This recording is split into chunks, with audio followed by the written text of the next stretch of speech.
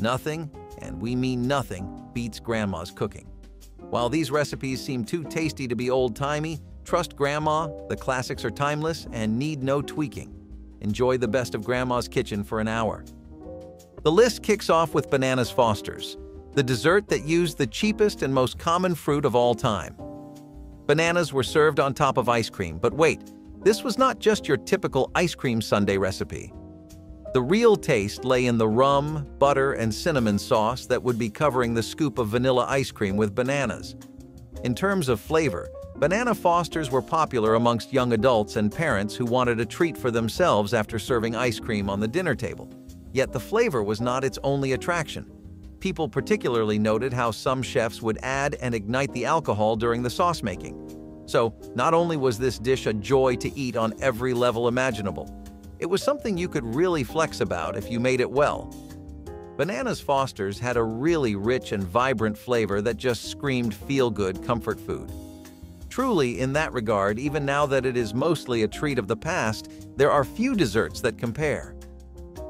Now, if you were a serious home baker back in the day, like some people were, you might remember Spumoni baked Alaskas.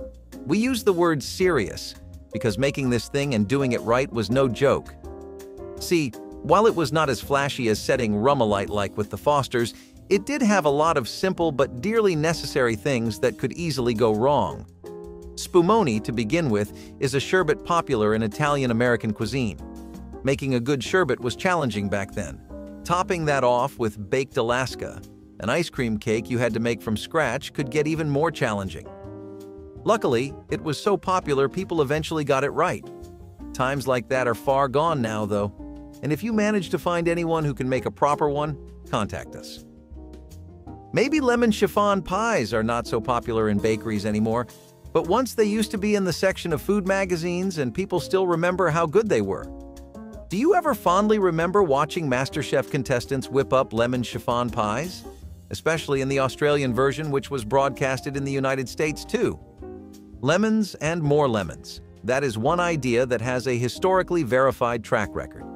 In recent years, people have started to extract flavors from fruits without fully utilizing the fruits themselves. Delicious, airy lemon sponge cakes topped off with lemon-flavored meringue sounded like America was on to something, and we think it should never have been let go. For the life of us, some of the downfalls of these once household names make no sense. Guess we are not the only ones left wondering why this went away from family tables. Magic cookie bars got their start from an Eagle brand recipe in the 60s and caught everyone's attention with their awesome taste and texture game. Imagine a buttery graham cracker crust layered with sweetened condensed milk, then piled with chocolate chips, butterscotch chips, coconut, and nuts. It's a chewy, gooey slice of heaven. They were a cinch to whip up and didn't need much time in the oven, which made them a hit for busy bakers and holiday times. Interestingly, they also go by the name Hello Dolly bars in some regions, adding a bit of theatrical flair to their homey appeal.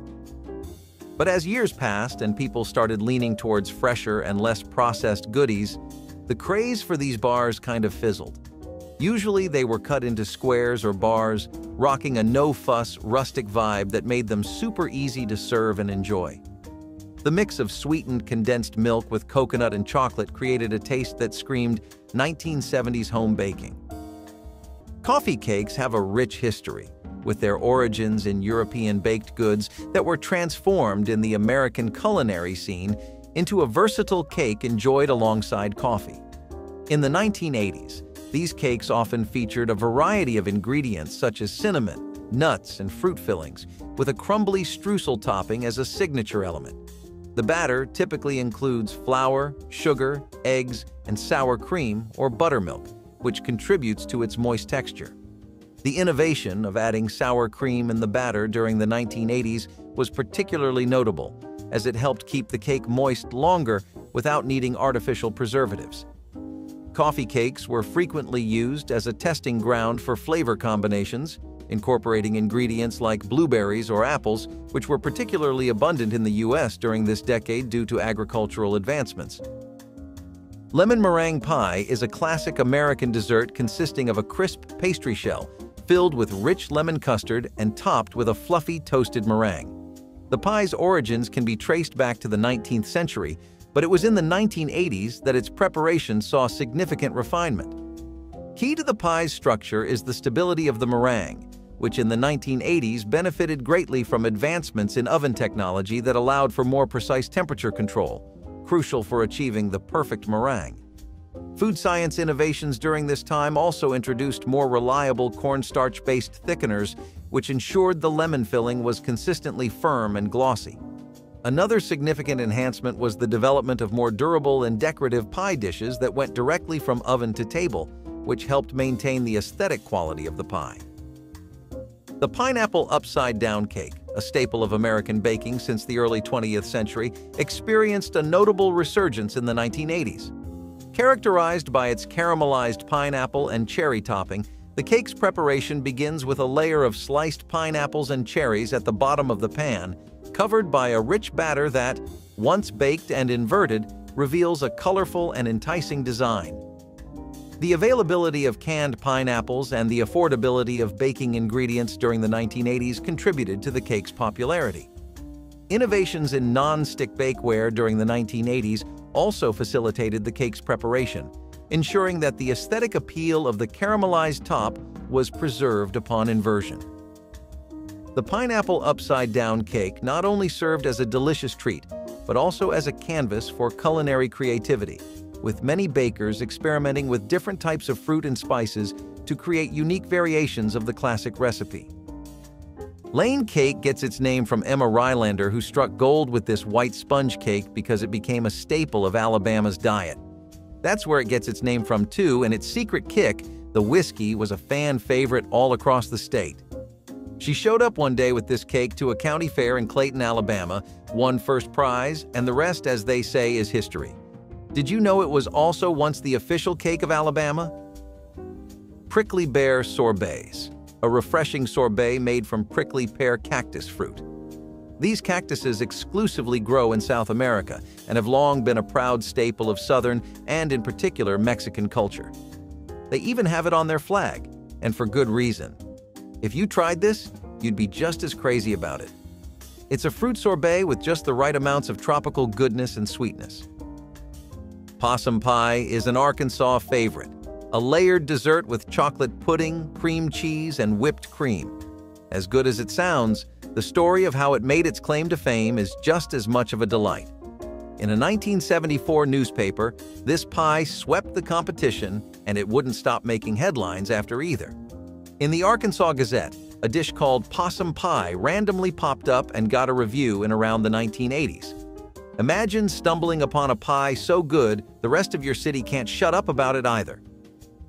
The Black Forest cake is a German masterpiece with layers of chocolate cake, tart cherries, whipped cream, and a healthy dose of Kirsch, cherry brandy for adults. This cake was a true showstopper at family gatherings, but it took more time than your average chocolate cake to make. The Germans don't come to play with their recipes. The star of the show has to be the alcoholic spirit that made the cherries sour, giving the cake its signature taste. Other spirits were also sometimes used, such as rum, which was common in Austrian recipes. Well, all good things come to an end, and so did his decadent dessert that has fallen out of favor, possibly because it takes a bit of effort to make. But if you ever get the chance to try it, you'll understand why it ever made it to our list. So, chocolate chiffon cake was a real classic back in the day. What made it so special? This cake was the ultimate two-in-one hybrid with the fluffiness of a sponge cake with the richness of chocolate. The secret to its light texture was beaten egg whites, which were gently folded into the batter. This cake was perfect for days when you wanted a chocolate treat without feeling too full. The best part? The powdered sugar topping that made the cake melt like fluffy clouds in your mouth. This delicious treat originated in California, and the recipe was kept a secret for 20 years until Harry Baker finally sold it and published it for the public in a Betty Crocker pamphlet in 1948. Unfortunately, as other cakes became more popular, everyone just kind of forgot about the delicious chiffon cake. Speaking of airy, Cherry Angel food cakes had a texture that could be best described to be as light as the clouds with a flavor that sent people further above to food heaven. Mouth-wateringly soft cakes with a soft yet rough crumb made this fruit dessert a go-to choice for many people. Angel food cakes had textures that did not make sense on paper, but did on the table. Top that with a cherry sauce made from scratch, or store-bought in case you just wanted it quicker, was perfection on a plate. People could not get enough of this dish wherever they went. Not a state you could point to that did not have at least some kind of fling with this culinary heartthrob. Most popular as something had at weddings or celebrations, this was not only a sweet dessert, but an even sweeter gesture. Maybe next time you have to go somewhere, you might consider an angel cake. Well, good luck finding a legit one, because we definitely could not in this day and age. So far, we have had some pretty tangy and sweet fruits, but let's go back to our roots with some country apple dumplings. Especially beloved in the South, they were a hit in most homes across America because of how easy and quick the idea was. A big fat reward to go with it made it a solid dinner plan on Sundays. Dumplings with apple fillings wrapped in pristinely soft dough with cinnamon. Honestly, when it sounds this good and people still say that imagining it doesn't compare to experiencing it, you know it was something special. At least a thing deeply special and a comfort food for a lot of people. America definitely had its fair share of baking phases on a national scale. During times like the 60s, these were just the perfect thing to make. Sad that you could not find one in bakeries nowadays like before. Peach cobbler is another all-time classic that got just as much love in the South and more than that in other states. No one out there can say they do not remember having a good peach cobbler. While it went out of fashion as far as being a family dinner table regular, it is not something that went extinct. On the flip side, no one can deny that it is not the hit it used to be either. Still, let's talk about what was rather than what is. See, the funny thing about cobbler was that it could be different depending on where you were. In the South, it was more like a fruit-filled deep dish pie. In the East Coast, it was similar to a fruit filling inside a baking dish with jam and biscuit elements. Either way, you were in for one hell of a party. We just wish the festivity continued until today. Texas sheet cake is renowned for its rich, fudgy icing and moist chocolate base, traditionally baked in a large, flat baking sheet. This cake is particularly noted for its method of pouring warm icing over the hot cake, allowing the icing to partially soak into the top layer of the cake, creating a uniquely moist texture.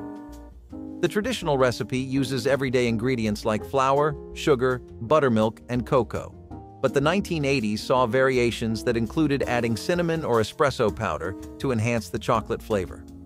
Additionally, the ease of preparation, often just mixing the wet and dry ingredients together, made it accessible for bakers of all skill levels.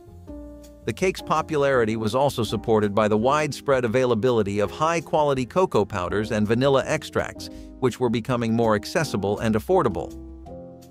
The chocolate mayonnaise cake, a novel yet beloved dessert, makes ingenious use of mayonnaise to replace traditional fat components like butter or oil. This cake's recipe typically combines unsweetened cocoa powder, sugar, and flour with mayonnaise, which adds moisture and richness to the cake without imparting a mayonnaise flavor. First coming into prominence during World War II due to rationing, this cake remained popular into the 1980s for its moist texture and deep chocolate flavor. The preparation involves simple mixing techniques, with mayonnaise added to the wet ingredients before combining with the dry, creating a batter that is notably smooth and easy to work with. Moreover, food manufacturers began to market mayonnaise specifically for its use in cakes during this period, highlighting its ability to create exceptionally moist desserts. Coconut cream pie is distinguished by its creamy, custard-like filling that blends eggs, sugar, and coconut milk, poured into a flaky pastry crust and topped with whipped cream and toasted coconut flakes. The pie's traditional recipe was enhanced in the 1980s with the introduction of high-quality coconut milk, which provided a richer coconut flavor and smoother custard consistency. The pie crust is typically pre-baked, a technique known as blind baking, to prevent it from becoming soggy once the wet filling is added. Innovations during the 1980s included the use of shredded coconut in the crust itself, adding texture and reinforcing the coconut flavor throughout the dessert. Food science played a role in improving the stability of the whipped cream toppings with the development of longer-lasting, stiffer whipped cream formulations, which kept the pies looking fresher for longer periods. Californian raisin cookies, soft cookies filled with sweet raisins. They got pretty popular due to an ad agency called Foot, Cone, and Belding, which ran a commercial at the time which helped these cookies gain a lot of momentum. Since then, they've become a part of California culture, and any local will delightfully tell you childhood memories of them. Rocky Mountain chocolate fudge is one of the sweetest scoops of ice cream you might try. This delectable, rich, and creamy chocolate fudge owes its success to Rocky Mountain Chocolate, which is an international brand that makes some of Colorado's finest Rocky Mountain tubs. You'll find outlets everywhere, but the best ice cream has to be where the company's based in Durango. This has been a favorite of children across every state, and if you're visiting as a tourist, you need to grab yourself some. Apple cider donuts took Connecticut by storm. At first, just spiced donuts made with fresh apple cider. It turned into something incredible when Harlem baker Adolph Levitt and a bright-eyed engineer met by chance.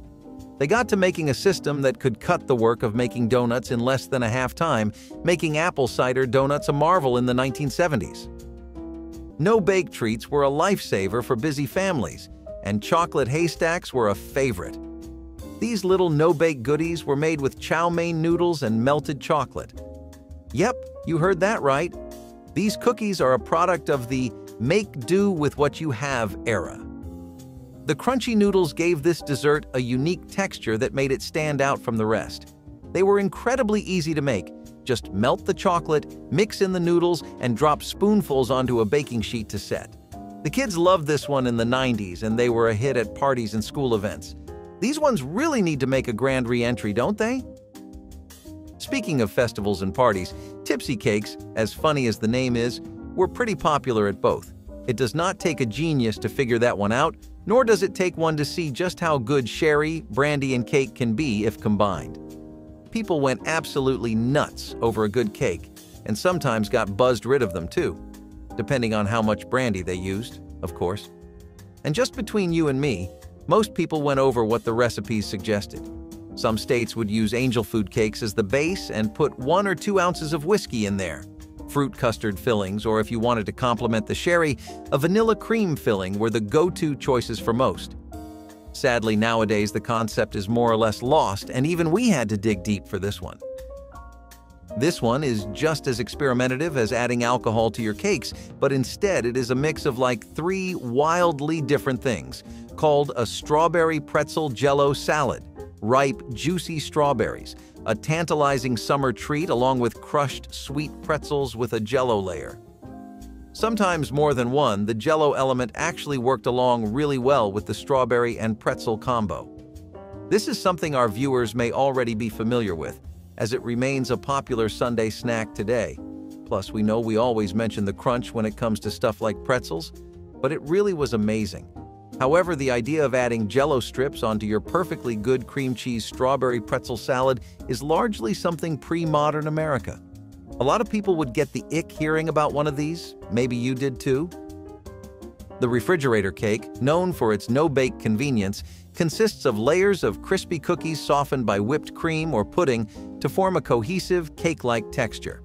The 1980s brought innovation to this classic with the introduction of flavored whipped creams and diverse cookie varieties, transforming the traditional vanilla or chocolate profiles into more exotic flavors. The typical assembly involves a strategic layering of cookies alternated with generous amounts of cream, which is then left to set in the refrigerator until the cookies absorb moisture and meld together. During this period, advancements in refrigeration technology allowed for better temperature control, ensuring that the cakes set perfectly and maintained their structure when sliced. Lady Baltimore cake is an elegant dessert, featuring layers of delicate white cake filled with a mixture of chopped nuts, raisins, and figs, bound together by a light meringue-based frosting. This cake's origins are linked to the southern United States, where it was developed in the early 20th century. The preparation of this cake involves creating a fluffy white cake base using a traditional creaming method where sugar and butter are beaten until light and airy before eggs and flour are added. The filling, a rich concoction of dried fruits and nuts boiled in a sugar syrup, is then spread between the baked cake layers. The frosting, often a Swiss or Italian meringue, was perfected during this time to hold up better under various environmental conditions, ensuring the cake remained pristine and appealing for longer durations. Peach ice cream is one of the few reasons to have an extended stay in Delaware. Homemade ice cream made with fresh peaches. Though ice cream freezers make this job a lot easier than it used to be, back in the days of lettuce brine, you had to do it all by hand. Manually mixing the ice cream did take 10 times longer, but it also led to some incredibly vivid and flavorful ice cream, the kind Delaware would eventually become known for across every state. Key lime pie is a creamy pie made in Florida from readily available key lime juice. Having a historical connection with Florida, the pie is usually made with egg yolks, condensed sweetened milk, or an optional meringue topping made from egg whites. If you feel real fancy, you can add some whipped cream too. The limes used tend to grow in Key West, Florida, hence the association. Similar to the Jell-O experiment we just had are fruit cocktail gelatin models. Come on, everybody loves a good fruit cocktail, especially when it is as hot as recent days have been. But just like Jell-O, fruit cocktail gelatin molds would not last long enough to be remembered. What time they did spend in America's food diary was definitely a unique one. Not a flavor you could easily describe today because, well, you could not easily find it.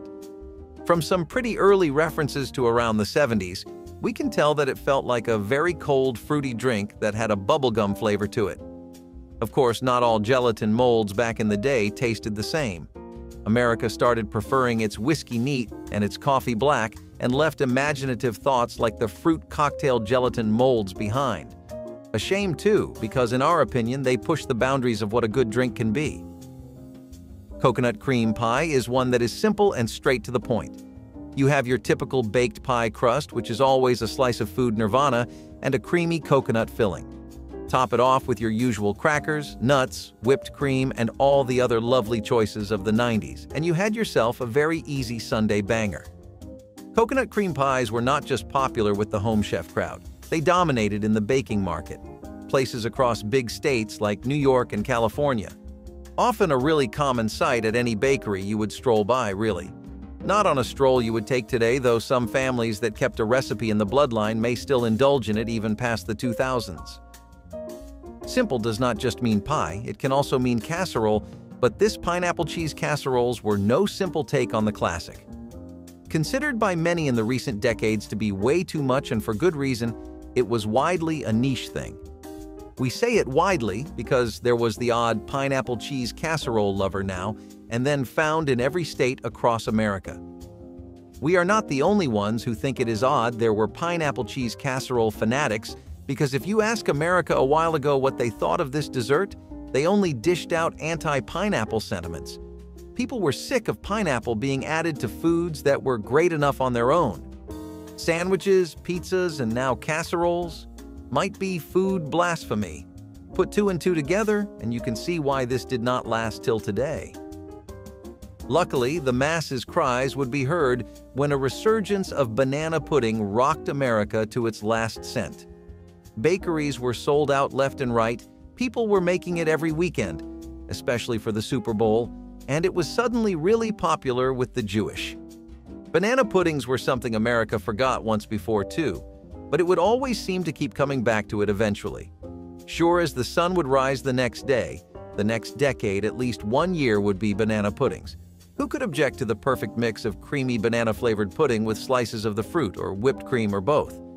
Calorie-friendly is not on this one's resume, and honestly, when it tastes like that, fair enough. America seems to have moved towards one of its phases where it has forgotten again. Banana pudding does not enjoy nearly a quarter of that same love today. Peach cobbler from Georgia's a summer delight, a warm, sweet dessert made with fresh peaches and a biscuit-like topping.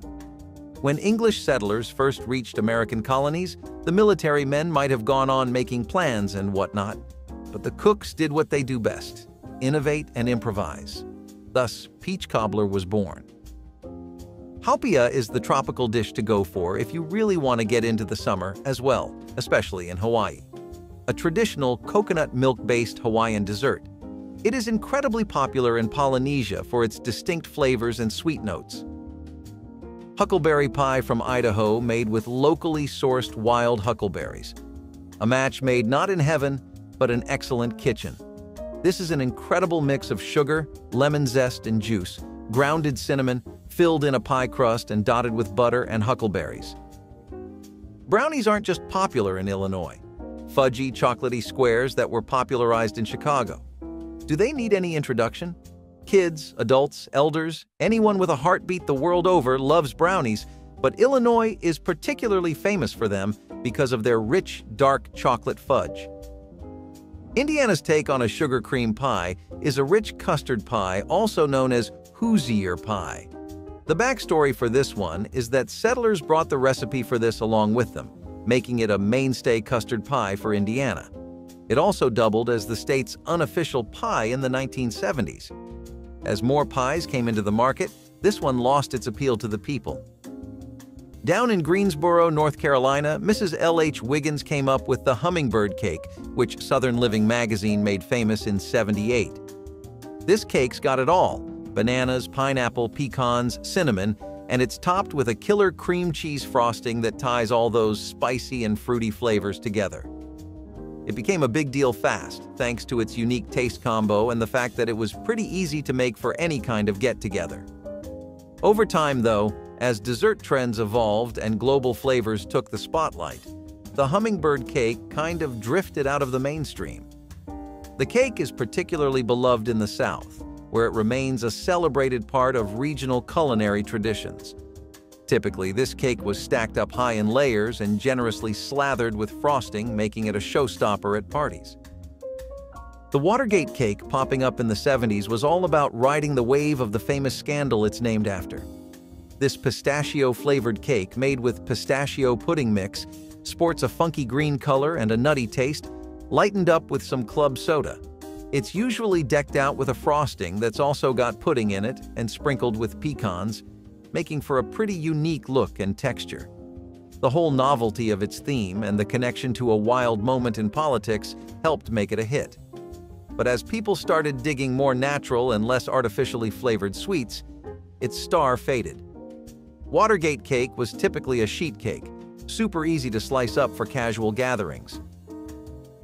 Napoleons, or millefeuilles, are these fancy pastries with layers of puff pastry and pastry cream, all topped off with this slick glazed icing. Originating from France in the 18th century and known for their 1,000 leaves, that's what millefeuille means, these pastries were a big hit in fancy bakeries for their classy look and delicate flavors, perfect for high-end events and fine dining spots.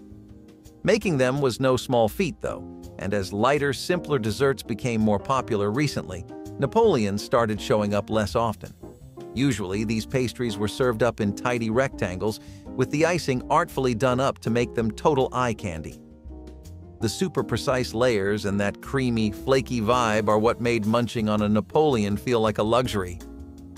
The 7-layer cake, or rainbow cake, impresses with its vibrant, multicolored appearance. Each of the 7 thin sponge layers dyed a different color and separated by a thin layer of chocolate or jam. Originating from Europe, this cake became popular in American bakeries, especially within Eastern European immigrant communities. The cake's preparation is meticulous, involving the precise measurement and coloring of batter for each layer, followed by careful baking to ensure each layer remains uniformly thin and moist. The 1980s saw advancements in food dye quality, which offered brighter, more fade-resistant colors, making the layers visually striking without affecting the flavor. The fillings between the layers also evolved during this time, with variations including apricot, raspberry, and even mint jams becoming popular. Bread pudding traditionally utilizes stale bread, milk, eggs, sugar, and spices like cinnamon or nutmeg, transforming basic leftovers into a sumptuous dessert.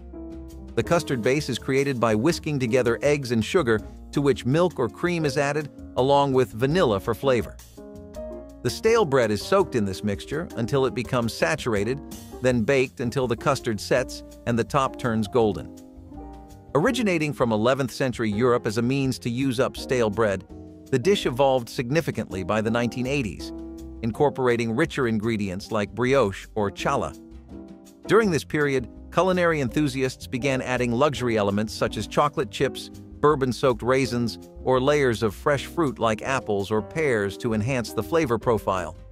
Moreover, the introduction of double cream in the custard mixture became popular for its ability to add a velvety richness, contrasting beautifully with the crispy caramelized top that becomes a highlight of the well-baked surface.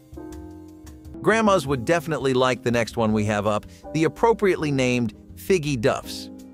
Really, this was just a boiled pudding that your nan would probably cook up every other weekend. Except one tiny fact which has to do with where it originated from explains how this simple recipe got to be known as Figgy Duffs. People would usually call raisins figs in Labrador, its birthplace, but in America people took that literally. A lot of people would actually use figs in the dish along with raisins in what was one savory but sweet dry fruit bag pudding. Caramel was also a really frequent complimentary choice that was either in the pudding or worked in using caramel crumbs. In theory, it sounds pretty fun, and we would definitely try it today if it was available.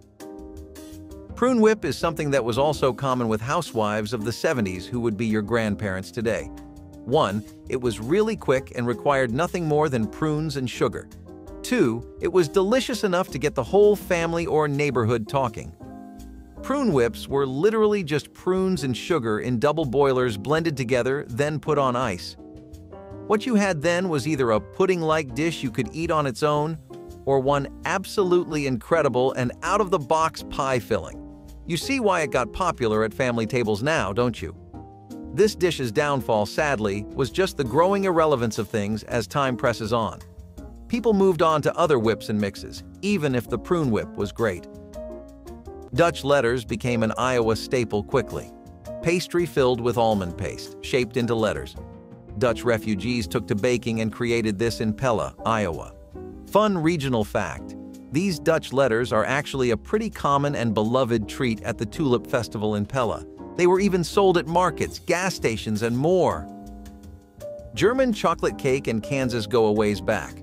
A rich chocolate cake with coconut pecan frosting. The name comes from its inventor, Samuel German, and he actually made this a unique take on a chocolate cake with his dark baking chocolate formula. Modern recipes usually tend to go for a bitter, savory dark chocolate, but this recipe is traditionally made with sweet chocolate. How do you prefer yours? Savory or beyond sweet? Sock It To Me cake, a rich, buttery coffee cake filled with a ribbon of cinnamon, brown sugar, and pecans, became popular in the late 1960s and continued its popularity into the 1980s. This cake is based on a basic yellow cake mix, which is enhanced with sour cream to add moisture and density. The Sock It To Me filling is swirled into the batter, and the cake is typically topped with a simple glaze. In the 1980s, the cake became a favorite for its easy preparation and delicious results, often appearing in brand advertising for cake mixes as a prime example of how home bakers could create bakery-quality cakes at home. The ease of customization by adding different nuts or fruits, or even adapting the sugar mix to include flavors like maple, made it a versatile recipe that home bakers enjoyed experimenting with. Millionaire pie, known for its rich, creamy filling that typically includes pineapple, maraschino cherries, pecans, and sweetened condensed milk in a graham cracker or pastry crust, is a no-bake dessert that likely originated in the southern United States. The pie's filling is usually mixed together and chilled in the refrigerator until set, making it an ideal recipe for quick preparation without the need for an oven. During this time, variations began to include the use of whipped cream or cream cheese to enhance the texture and flavor of the filling, offering a more decadent and smooth consistency. The addition of coconut or different types of nuts was also a popular variation that provided an interesting texture contrast to the creamy filling. A rolled chocolate sponge cake filled with cream. What's not to love? The chocolate roll was a fan favorite all the way from Europe, also known as the Swiss roll. This delicious treat was a thin sponge cake filled with icing, whipped cream, jam, or pretty much any filling you can possibly imagine. The chocolate roll was considered a sophisticated dessert which made it perfect for fancy tea parties. There was a different version of this in almost every country you can name, and Japan even filled it with fruits like strawberries sometimes. It was a fan favorite. However, as other easier-to-make desserts gained popularity, the chocolate roll began to fade away. But those who remember it still hold a special place in their hearts for this chocolatey goodness. The Mississippi mud pie was a chocolate lover's dream, rich, gooey, and full of fudge. This wasn't your grandma's good old pecan pie. This delicious treat featured a chocolate crust and a fudgy filling and was often topped with whipped cream or even more chocolate. But the graham cracker crust was definitely the star of the show. As the name suggests, this cake was created in Mississippi as a variant of the plain mud cake. Some different versions also include marshmallows, pecans, walnuts, pudding, or even liquor. It made all the buzz in the 1980s and was a hit at the kids' table. So why did it vanish from our tables? Well, as lighter desserts became more popular, the Mississippi mud pie became nothing more than a part of history. The chocolate sauerkraut cake was a showstopper back in the day. Now, I know what you're thinking. Sauerkraut in a cake? I've got to be kidding, right? Well, don't knock it till you try it. The sauerkraut added moisture and a slight tang to the cake, which balanced out the sweetness of the chocolate. Plus, once baked, the sauerkraut became almost undetectable, leaving behind the chocolate cake of our dreams. The big question remains, who decided to put sauerkraut in chocolate cake? The year was 1965, and bakers decided to make a cake that kept everyone guessing. No one could figure out the secret ingredient that gave this cake its tanginess. The Depression era was all about adding whatever you could find to your chocolate cakes. This dessert died down because this weird combination didn't sit right with people as the world kept progressing. But hey, if you ever dare to try this one, you're welcome. The Darby pie emerged in Kentucky in the 70s. A chocolate and walnut tart created by Leodra and Walter Kern in Prospect, Kentucky at the Melrose Inn.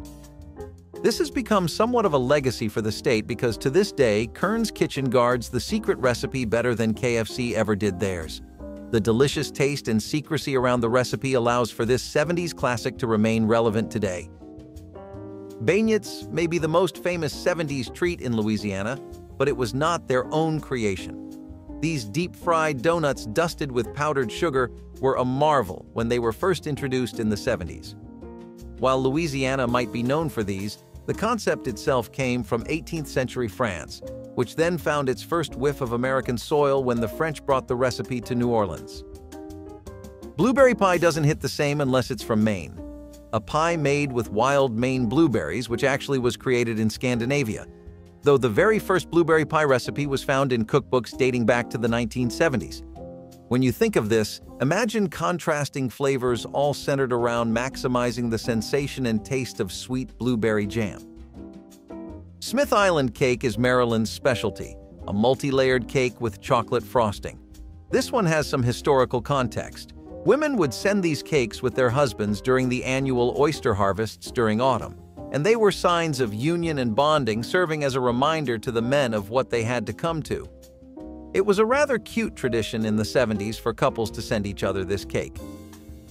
Lord Baltimore cake, a counterpart to the more famous Lady Baltimore cake, features layers of yellow cake filled with a rich mixture of crushed nuts, dried fruits, and sometimes rum or brandy. This cake was particularly noted for its fruity, boozy filling, which set it apart as a more robust option compared to its delicate counterpart. Originating from the southern United States, its preparation involves creating a moist, buttery yellow cake base, which is then layered with the fruit and nut mixture. The 1980s brought innovations such as using macerated fruits in the filling, enhancing the moisture and flavor of the cake, and introducing different types of nuts for a varied texture. This dessert was often covered with a simple glaze or a light frosting, which was sometimes flavored with citrus to cut through the richness of the filling. Grasshopper pie, known for its minty, refreshing flavor and vibrant green color, is a chilled dessert featuring a crumbly chocolate crust and a creamy filling made from crème de menthe, crème de cacao, and whipped cream or marshmallow fluff. This pie was inspired by the grasshopper cocktail, popular in the 1950s and 1960s, and the dessert version became popular in the following decades. The combination of mint and chocolate gives it a distinctive taste that contrasts with the crunchy texture of the crust, usually made from crushed chocolate cookies mixed with melted butter. During the 1980s, advancements in food coloring provided a more stable and vibrant green hue to the filling. Additionally, the introduction of various brands of crème de menthe and crème de cacao allowed for subtle variations in flavor intensity and sweetness, letting bakers fine-tune the dessert to their taste preferences. Jell-O 1-2-3 was a distinctive dessert product introduced by Jell-O in the 1970s, known for its ability to separate into 3 layers as it settled: a creamy top, a mousse-like middle, and a clear Jell-O base. This stratification was made possible by a specific mixture of gelatin and other stabilizers that orchestrated the layer formation during cooling, requiring no extra effort from the consumer. During the 1980s, Jell-O 1-2-3 was promoted as a playful and modern dessert choice, aligning with the decade's appreciation for easy and innovative foods. The range of available flavors encouraged consumers to mix and match colors and tastes, securing its status as a favorite option for both family meals and informal gatherings. The success of this product underscored Jell-O's dedication to exploring the potential of gelatin, demonstrating its ongoing role as a dynamic component in dessert making. Lemon bars are just like prune whips in the sense that the concept is an incredibly basic mix of 2 ideas we know make a great couple. In this case, it was the idea of a candy bar with a filling. You have your Snickers and your Mars to argue about why this is the only valid filled candy bar. Lemon bars were not something so hotly debated because people just kind of said, yeah, I need that. To them from the start. Lemon curd fillings in dessert bars, actually. Think of it like a lemon-flavored Mars. While they were an idea that clicked with the crowd from the get-go, they went out of fashion just as soon as they came onto the scene. At this point, we have had all kinds of pudding, so let's go full circle with plum pudding. Steamed instead of boiled this time around, the pudding was the base for a plum filling that just hit a very specific spot for folks. You know when something is sweet but kind of in a sour and bitter way, but it is still oddly refreshing and addictive to eat? Plum pudding is that to a T, and it was one very solidly cemented Thanksgiving treat. Just about a regular at any household table that time of the year. Now, you would not find it in places any time of the year, at least not easily. Everything's bigger in Texas, and that includes their sheet cake. The Texas sheet cake was a large, thin chocolate cake topped with a poured chocolate icing. It was perfect for feeding a crowd back when the wallets were a bit tighter for most folks. The cake was incredibly moist and rich, and the icing was often made with cocoa, butter, and pecans, which made it easy to whip out in a short amount of time. Think fudgy brownies in cake form. The craziest part? This used to be a staple at funerals. This treat was also a hit at churches, which gave it the name of church lady cake. Now, it was mostly a crowd pleaser, but you can have it all for yourself too. We don't judge here. Since more sophisticated desserts like cinnamon rolls and tiramisu entered the chat, the Texas sheet cake couldn't keep up and faded away. Speaking of tough times, the chocolate depression cake was one of the best inventions of the Depression era. So, what makes this one so special? Well, you can bake this one without any eggs, milk, or butter. I'm all ears. Despite its humble beginnings, this cake was a delicious treat that was not only tasty, but also budget-friendly. Name a better combo, I'll wait. This cake was also called the poor man's cake, and a fancier version had raisins as toppings. It has been declared to be the most worthwhile cake ever made. The Depression era is gone, and so is the chocolate depression cake. This cake was a great example of great things being born in tough times. If you love a good brownie, you would love the chocolate cream cheese brownies, which took everyone's favorite treat to the next level. Imagine rich, fudgy chocolate brownie batter swirled with creamy cheesecake filling. The origin of these brownies is somewhat disputed, but most culinary historians agree that brownies were first created in the United States in the late 19th century. This two-in-one dessert was a staple at bake sales, parties, or even a simple treat at home. You know those days when you can't decide between a brownie or a cheesecake? Well, the chocolate cream cheese brownie was your answer. Some variations include adding additional flavors like raspberry, pumpkin, or caramel to the cream cheese layer. Others contain different types of chocolate, such as white chocolate or dark chocolate. So why did this one leave us so soon? Some things are just not meant to stay forever, and the chocolate cream cheese brownie was one of them. Potatoes in a cake? Believe it or not, chocolate potato cake was a thing, and it was delicious. The mashed potatoes added incredible moisture and texture to the cake, which made it wonderfully soft and rich. And before you start wondering, no, the potatoes didn't affect the taste, they just made the cake better. The chocolate potato cake first came into existence in the 1930s and became famous in parts of the United States and Ireland. This was a popular dessert in times when people had to make do with what they had, and it became an instant hit. Potatoes were common, cheap, and available at all times. It was a great way to use leftover mashed potatoes or sneak some veggies into a dessert, as long as you don't tell the kids. If you're ever bored and craving a crazy treat, you know what to make. Chocolate beet cake was another creative way to sneak veggies and add a bit of nutrition to a chocolate cake. Beets added natural sweetness and moisture, creating a dense and flavorful cake.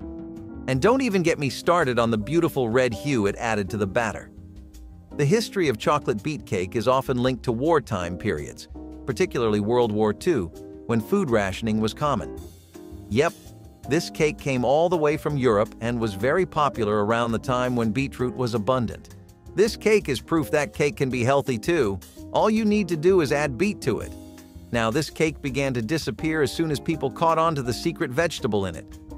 Yeah, the taste must be delicious, but chocolate and beet don't really sound appetizing together, do they? However, this one survived the war, and that has got to mean something. We shouldn't let it slip by this easily. Butterscotch brownies, or blondies, mix it up with brown sugar, butter, flour, eggs, and baking powder, all jazzed up with butterscotch chips. These goodies swapped out chocolate for a sweet caramel-like vibe and caught on fast. They were super easy to whip up, making them a go-to for anyone needing a quick dessert fix without the intense richness of chocolate.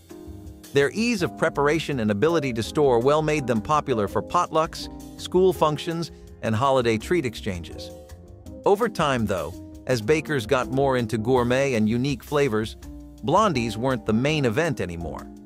Usually, you'd find them cut into squares, laid out on a platter, perfect for grabbing a bite without any fuss.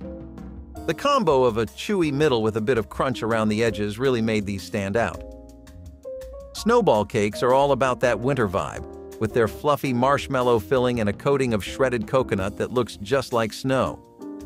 Inside, there's a chocolate sponge cake that keeps everything rich and interesting. These treats got their name from their cool, snowball-like appearance, making them a hit during the holiday season. They used to be all over the place as pre-packaged snacks from brands like Hostess, known for their fun and distinctive look. But as people started choosing more natural and less processed options, snowball cakes kind of faded out. They were usually wrapped up all neat, making them easy to grab and go. Whether it gets its name from a boxing mule or a popular Civil War country tune, shoofly pies started out as one of Pennsylvania's earliest proper fusion food loves. Half pie, half cake, all parts delicious, this pie was made with molasses and usually known for its vivid sweetness. Often described as intense and sometimes too overbearing for the casual crowd, shoofly pies were a classic of the last century for sweet tooths around the country, especially in states like Wisconsin, Texas, and Georgia. Eventually, it started to spread to every end of America and became a name people would remember even recently. Not as many would remember still making it or eating a slice of a pie, though. Molasses, dark corn syrup, and brown sugar were a few ingredients that went out of style. Less of a full meal and more of a dessert snack, a cherry wink, not to be confused with a cherry wine or Hosier's song, were a dish that redefined what a cookie could be. Maraschino cherries that would grace perfectly crumbly cookies topped with crunchy cornflakes meant every box was ticked. Sensation and taste-wise, it was something America just had not experienced before, nor did people's imagination ever swing that way. Famous recipes for cherry winks can be found in the 1950s, so we are glad they swung eventually. Happiness is short-lived, and so were cherry winks, because by the 70s and 80s, America either went to healthier cookies or fatter and bigger ones. There was a swelling trend of cookie sizes becoming twice or thrice as big that did not fit the idea of a cherry wink. Ending the list with apples seems pretty poetic, but not just apples. We are talking about cranberry stuffed apples that were even better. Naturally, we would save arguably the best on the list for last. We believe this one is the best because in all factors we considered so far, whether it was affordability, how easy to cook it is, taste, uniqueness, texture, and more, this took the crown. Maybe not in every area, but as a whole, cranberry stuffed apples could not be baked. Purely a fruit dessert and nothing else, all you needed was some apples and cranberries. Then came the stuffing, and finally the baking. People would naturally add some other things to make it flow better, like using brown sugar or sprinkling cinnamon. As snacks go, it was healthy, delicious, easy, and cheap, which is why we cannot figure out why it stopped being popular. We just know we are sad it did. Divinity is this super fluffy cloud-like candy that popped up in the US early in the 20th century. It's mostly whipped up from egg whites, sugar, and corn syrup, and often you'll find nuts like pecans or walnuts thrown in for a nice crunch. Making Divinity can be tricky because humidity can totally mess with it, but when you get it right, it's like eating a sweet, airy piece of heaven. It got super popular around the holidays because it's a blast to make with family and tastes like a festive treat. Over time, though, as quicker, easier sweets came around, not as many folks made it from scratch. It's usually scooped onto wax paper to set into little clouds, sometimes topped with a nut. Imagine a cake that's like a party in every slice. That's tequila sunrise cake for you. It's inspired by the cocktail, mixing up orange zest and grenadine in the batter with a good shot of tequila to kick it up. The grenadine does its magic to make the cake look like a sunrise, all vibrant and inviting. This cake was a hit because who doesn't want to try a boozy dessert that looks as fun as it tastes? Perfect for adult parties and summer gatherings, this cake brought a zestful twist to any celebration. But as folks started leaning towards simpler and more wholesome flavors, this flashy cake became less of a go-to. When it's served up, it's usually all dressed up with an orange slice or a cherry on top, making it perfect for any bash. It's a fun twist on dessert, turning your typical cake into something that's a toast to good times. Fruit cocktail cake is a throwback to when bakers loved using whatever was in the pantry, and canned fruit cocktail was a staple. This cake mixes the canned fruit, including the syrup, with standard cake fixings like flour and eggs. It's crowned with a brown sugar topping that gets all nice and crispy in the oven. It was super popular for its ease and the fact that you could whip it up on a whim. Often served at community potlucks and family reunions, this cake was a go-to for its convenience and crowd-pleasing sweetness. As fresher and more natural ingredients became the norm, though, this cake kinda took a back seat. It's typically baked in a square pan and served straight from the dish, making it the perfect comfort food at family gatherings. The moist texture with that sweet, crunchy top makes it a simple pleasure, just a real, cozy, old-school dessert. Cherry pies from Michigan are in a league of their own. The culture of fruit pies began in the early 1500s. When they made their way to America, Michigan opted to perfect the cherry pie. Its popularity peaked in the 1970s when Michigan started having regular pie-making competitions. The cherry pie was a fan favorite and hence became a staple. Scotcheroos are one of the best things about Minnesota. Rice Krispies treats made with butterscotch, chocolate, and peanut butter. These are delicious butterscotch bites, which can also be chocolate or peanut butter flavored, and are meant to be taken as a side, but you could chow down a plate easily. They're a type of shortbread packed with nuts, like almonds or pecans, mixed into a buttery dough, then rolled in powdered sugar while they're still warm. They end up looking just like little snowballs, which is super cute around Christmas. These cookies are favorites because they're easy to make, delicious to eat, and perfect for sharing, which is probably why they show up at so many holiday parties. They're known by different names around the world, but no matter what you call them, they're a sweet tradition. The dough needs to chill to keep the cookies from spreading too much, so they stay nice and dense.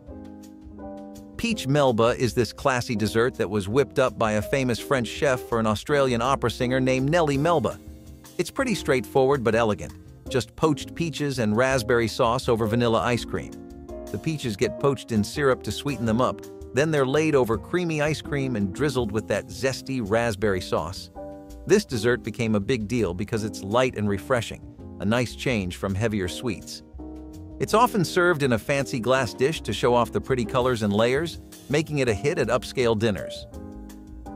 Tea cakes are these small, sweet cakes that go perfectly with a cup of tea, hence the name. They're usually pretty simple, made with butter, sugar, flour, and eggs, and sometimes jazzed up with lemon or vanilla. Depending on where you're at, they might toss in some dried fruits or nuts.